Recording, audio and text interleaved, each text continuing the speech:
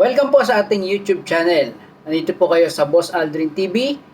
At kung hindi ka pa po nakasubscribe sa ating channel, please like, share, and subscribe para updated ka sa mga bago nating bidyong lalabas. Bago ang lahat po, binabati ko nga po pala si Madam Ilaw. Yan, Madam Ilaw. At si Madam Rose at si Madam Life. Yan, ating po mga kaibigan po natin na nasa YouTube. Ilalagay ko po yung link nila sa baba at pakipollow na lang po sa kanila pong YouTube channel. Salamat po. Mukhang nagiinit na ang ating mga kongresista talaga kay ating Vice President Sara Duterte. Okay? So, talagang ayaw na nilang paawat dahil parang napupundi na. Dahil nga sa consistently na ginagawa ni Madam Vice President. Hindi natin alam kung sinasadya niya ba ito o talagang may dahilan siya. Okay. So, sinasabi nga rito, no? Una-una rito kay Representative Jill Bongalon ng Bicol Party List. Yan.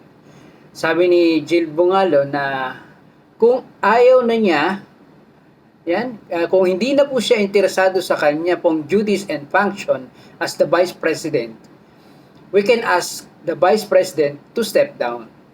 Yan, isa po yan sa mga kongresista na gusto nang pababain si Vice President dahil nga sa consistently na pag disobey o yung hindi pagsunod sa Kamara at pagwawalang bahala po, lalo na yung ginawa niyang sinasabi nilang pang-iindian dahil sinasabi na 17 hours nag-antay ang Kamara para sa kanya. Ano?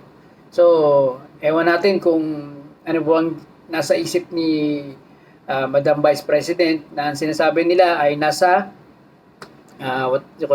nandun lang daw po sa beach. Nagbi-beach lang si Madam kasama ang kanyang mga kaibigan. Well, tiningnan natin yan, no?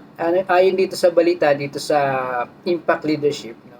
Silang nag-search na ito pa lang si Vice President, ayon sa police report, may police report, umalis na ng Calaguas Island around 6:28 ng umaga. So umaga pa nung araw ng budget hearing. So siya nagpunta. Nako, hindi natin alam kung saan nagpunta. So sa umaga pa lang na yon, maghapon nag-antay ang magdamag. Nag-antay ang Kamara para sa kanya. Umaga pa lang pala, wala na siya doon sa Calaguas Island. Hindi natin alam kung saan siya nagpunta. Bakit hindi siya pumunta doon sa sa budget hearing? Diba? So, tingnan natin kung ano pa bang sinasabing isa pang representative na ito sa One Rider Party List, si Representative Rod Gutierrez. Parang kahawig ni Paulo Contis, no? Ito si Rod Gutierrez, no? Representative Rod Gutierrez.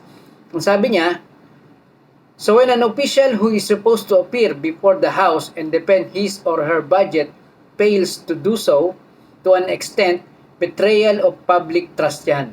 Yan. Sinasabi niya, betrayal of public trust. May punto rin si Representative Gutierrez dahil pera ng taong bayan ang pinag-uusapan dito.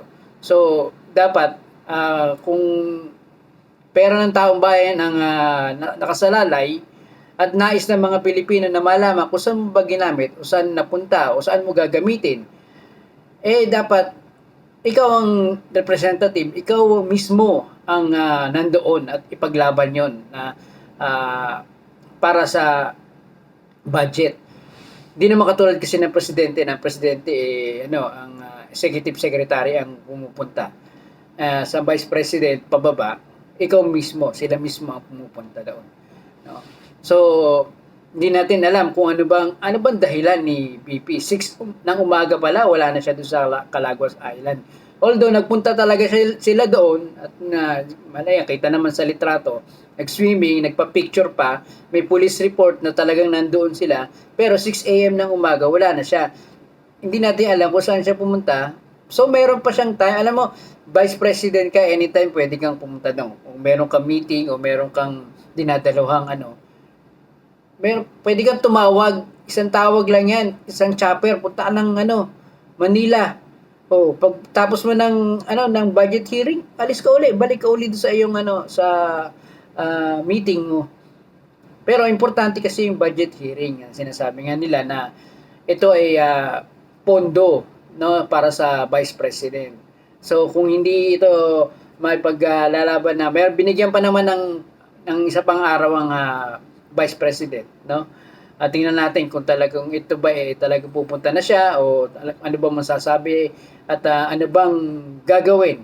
At pag hindi siya pumunta, magdidesisyon na ang Kamara kung bahala na sila. Kung ibibigay pa rin ba yung inihiling niya o yung 700 million na lang ang ibibigay sa kanya o yung 2 million pa rin ang ibibigay sa kanya. So malalaman natin yan ngayong itong mga susunod na mga oras itong araw. Malalaman natin kung talagang si VP Sara ba ay pagbibigyan ng Kamara na makuha ang kanyang hinihiling na budget. So, kung hindi ka pa po nakasubscribe sa ating channel, please subscribe, like, share, and hit the notification bell para updated ka sa mga bago natin mga video. Salamat po. And sa ating pong business, Brad's Air Conditioning po, meron po tayong business air conditioning unit, meron po tayong spare parts, maintenance, equipment, tools. Pwede po kayo magpagawa ng aircon sa amin, pwede po kayo magpa-service, magpa-maintenance, at message lang po kayo sa baba, mag-comment lang po kayo at babalikan ko po kayo. And Brad's Air Conditioning po para sa mga aircon units po ninyo. And sa ating pong merchandise, yan po, huwag po nyo kalilimutan, no? Sa Facebook, hanapin po natin ang Sportio. Meron po tayong shirts, bags, caps, and accessories po. Marami po tayong dadating pa po mga bagong mga items. Sportio po, hanapin po natin sa Facebook po. Nakakatulong po ito sa aming channel. Please support po. Please like our page, Sportio. Hanapin po natin sa Facebook. Maraming po salamat.